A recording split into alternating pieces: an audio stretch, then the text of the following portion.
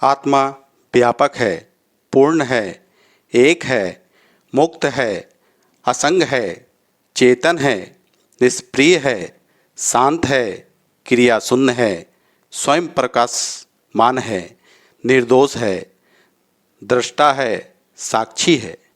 आत्मा न तो बाहर है न भीतर। आत्मा बाहर भीतर भी सब मन के ही भेद है। आत्मा तो बाहर भी है, भीतर भी है। सच तो यह है कि आत्मा में सब बाहर भीतर है, मानो आत्मा ही है, मगर यह भ्रम के कारण संसार जैसी भासती है। मनुष्य शरीर है, यह मनुष्य ने भ्रमवश मान रखा है। तो मनुष्य की केवल मान्यता है, यह केवल आभास है। जैसे पृथ्वी और आकाश जाहिरा मिलते हुए दिखाई पड़ते हैं, मगर कभी आपस में मिलते नहीं हैं, इसी प्रकार शरीर और आत्मा का भी मिलाप नहीं होता। आत्मा न जन्म लेती है न मरती है, न इसका प्रारंभ होता है न मरण होता है। जैसे आकाश में बादल बनते हैं और फिर बिखर जाते हैं, अब जिस आकाश में बादलों का बनना और बिखरना होता है, इस आकाश का कोई प्रारंभ और अंत नहीं है। अगर आत्मा को भीतरी आकाश समझ लें, यानी घटाकाश, तो बाहर के आकाश को परमात्मा कहते हैं। वैसे तो आकाश में भीतर और बाहर का भेद नहीं किया जा सकता।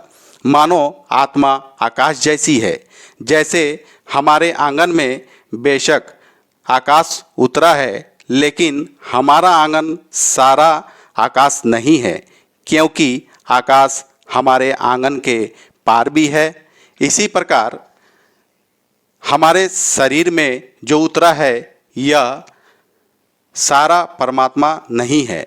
अब आत्मा का अर्थ है आंगन में घिरा आकाश, जबकि परमात्मा का अर्थ है कि आंगन की दीवारें तोड़ दे तो फिर आंगन मिट जाने पर जो आकाश ही आकाश रह जाए, यह परमात्मा है।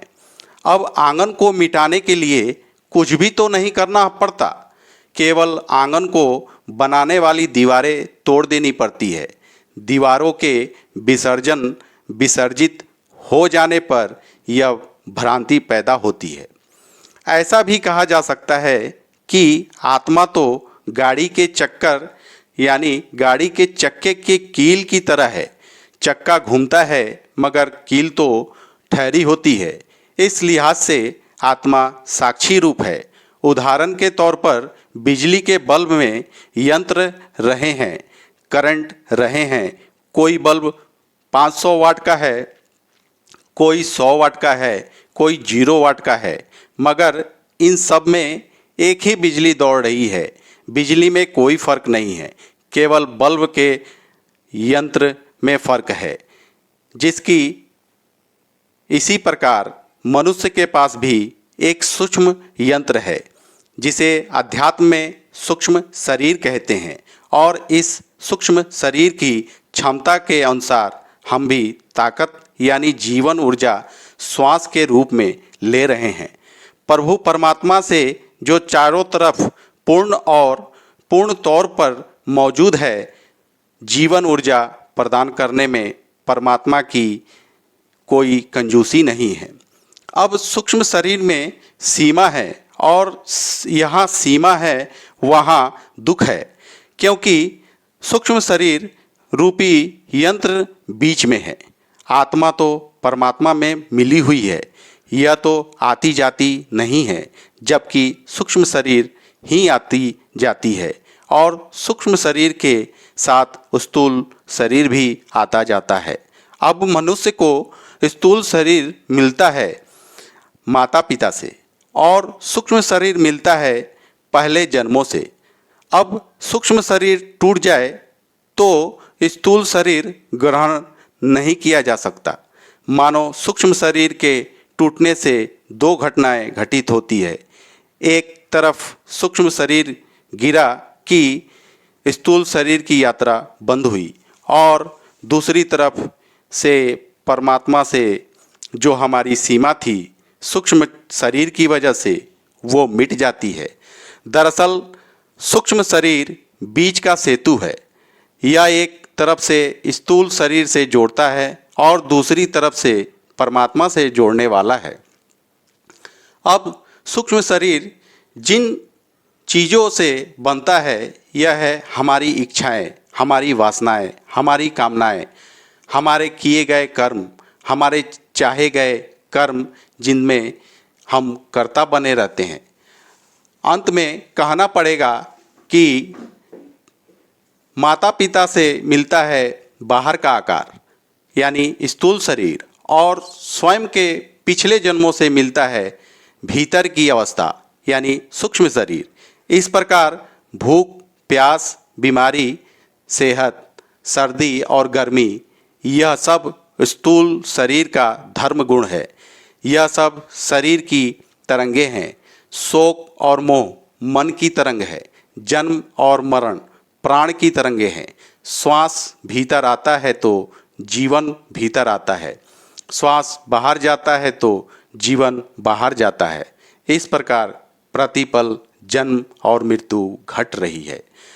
अब जब इस दोहरी परत को मनुष्य पूर्ण सद्गुरु द्वारा ठीक से ना पहचान ले तब तक इस विराट को नहीं पहचान सकता, जो इन दोनों यानी स्थूल शरीर और सूक्ष्म शरीर के पार है, जो मनुष्य का असल स्वभाव है। बस मनुष्य की स्मृति खो गई है। मनुष्य को इसके प्रति जागना है कि परमात्मा से मिलती है मनुष्य को जीवन ऊर्जा और यह है हमारी आत्मा। महात्माओं का कथन है कि ब्रह्म को, माया को, यहाँ तक कि अपने आप को भी जो नहीं जानता वो जीव कहलाता है। इस प्रकार अज्ञानी पुरुष जितने शरीर हैं जितने ही जीव या जीव आत्माएं मानता है और जो तो और अज्ञानी के लिए जीवन और ब्रह्म दो अलग अलग है।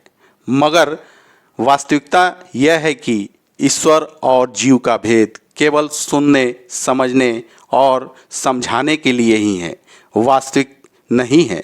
मानो जीव प्रभु का अंश है जो अपने अंशी से अलग नहीं है, जो होते हुए भी केवल अज्ञान अवस्था में अहंकार युक्त होने के कारण जड़त्व प्रकृति का ही अंश बनकर रह जाता है और फिर सूक्ष्म शरीरों और कारण शरीरों के साथ भटकता रहता है और पुनः पुनः जन्म और मृत्यु के चक्कर पर चढ़े 84 लाख योनियों में इधर उधर घूमता रहता है। अतः तत्वज्ञानियों ने कहा, अहंकार को ही जीव का प्रमुख अंश माना है। अहंकार न तो जीव कहा, फिर तो ब्रह्म ही ब्रह्म है। उदाहरण के तौर पर अगर छोटी बड़ी बहुत सी ट्यूबें हमारे सामने पड़ी है, उनमें वायु बंद हो और इन ट्यूबों में बंद वायु अपने विशाल महायु वायु में मिलने के लिए व्याकुल हो रही हो और मौका मिलते ही सू करके ट्यूबों की वायु सीमा तोड़कर महावायु में मिलकर शांत हो जाए, जिसे हम आम भाषा में पंक्चर कहते हैं, तो इस सूरत में क्या ट्यूब वायु को महावायु का अंश कहेंगे?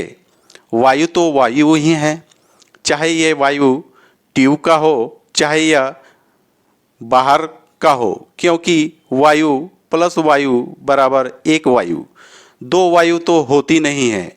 इसी प्रकार यदि नदी को जीव और सागर को ब्रह्म माने तो नदी में नाम, रूप और क्रिया तीनों चीज़ें मौजूद है, किंतु सागर में मिलने के बाद नदी को तीनों चीज़ें नाम, रूप और क्रिया समाप्त हो जाती है।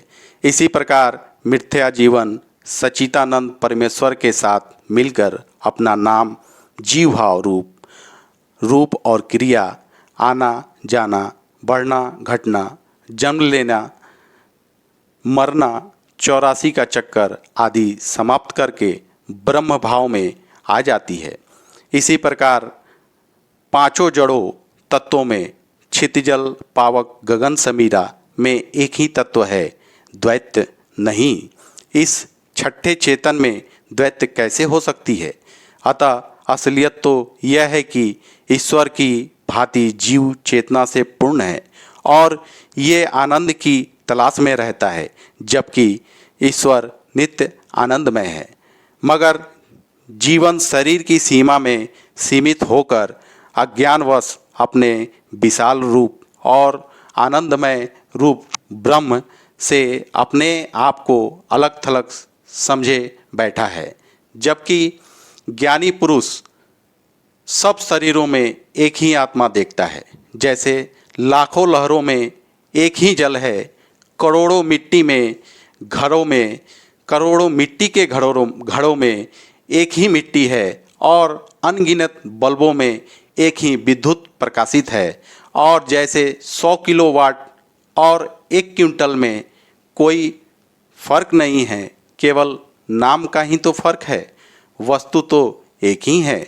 अतः ऋषियों और तत्वदर्शियों महात्माओं ने अनुसंधान द्वारा इस सत्य को सामने रखते हुए इकाई को अंतिम विराट से जोड़ने के रहस्य को भली प्रकार अनुभव किया और उन्होंने मानव मात्र को समझाया कि जैसे सूरज निकला है आकाश में और हमारे आंगन में सूरज की किरणें भर गई है, अब सूरज की किरणों और हमारे आंगन की किरणों में कोई फर्क नहीं है।